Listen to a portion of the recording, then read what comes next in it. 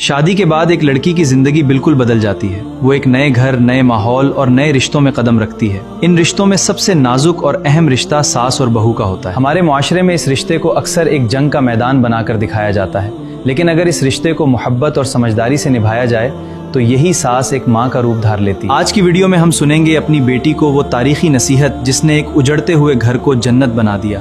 ماں نے اپنی بیٹی کو ایک ایسی مثال سے سمجھایا کہ سننے والے کی آنکھیں کھل جائیں۔ شادی کی پہلی رات جب بیٹی رخصت ہونے لگی تو اس نے روتے ہوئے اپنی ماں سے کہا، امی مجھے باقی رشتوں سے ڈر نہیں لگتا، لیکن میں نے سنا ہے کہ ساس کبھی سگی نہیں ہوتی، وہ ہمیشہ بہو میں عیب ڈھونڈتی ہے، میں اپنی ساس کے ساتھ کیسے نبھاؤں گی؟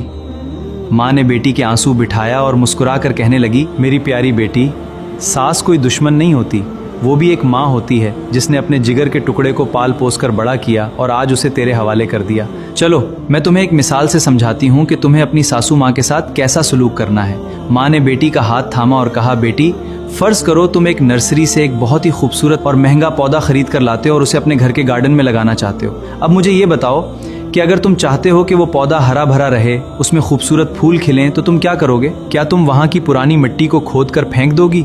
بیٹی نے حیرت سے کہا، نہیں امی، اگر میں نے پرانی مٹی کو ہٹا دیا تو پودے کی جڑیں کمزور ہو جائیں گی اور پودا سوکھ جائے گا۔ مجھے تو اس پرانی مٹی کے اندر ہی اپنے پودے کو لگانا ہوگا، اس مٹی کو کھاد اور پانی دینا ہوگا تاکہ پودا اس مٹی کو اپنا لے اور مضبوط ہو جائے۔ ماں نے مسکرا کر بیٹی کو گلے سے لگایا اور کہا، بالکل یہی تمہاری ساس کی مثال ہے۔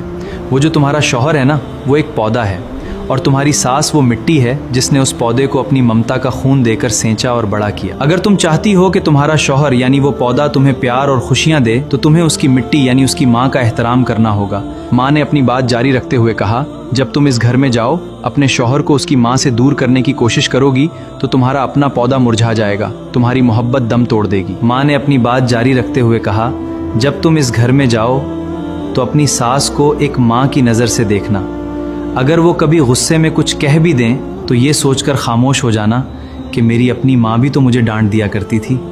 ان کی چھوٹی چھوٹی ضرورتوں کا خیال رکھنا، صبح اٹھ کر سب سے پہلے انہیں سلام کرنا، اور جب تمہارا شوہر گھر آئے تو اس کے سامنے اس کی ماں کی تعریف کرنا۔ جب تمہاری ساس یہ دیکھیں گی کہ تم ان کے بیٹے کو ان سے چھیننے نہیں آئے بلکہ ان کا بیٹا اب دگنی عزت پا رہا تو وہ خود تمہاری ڈھال بن جائیں گی۔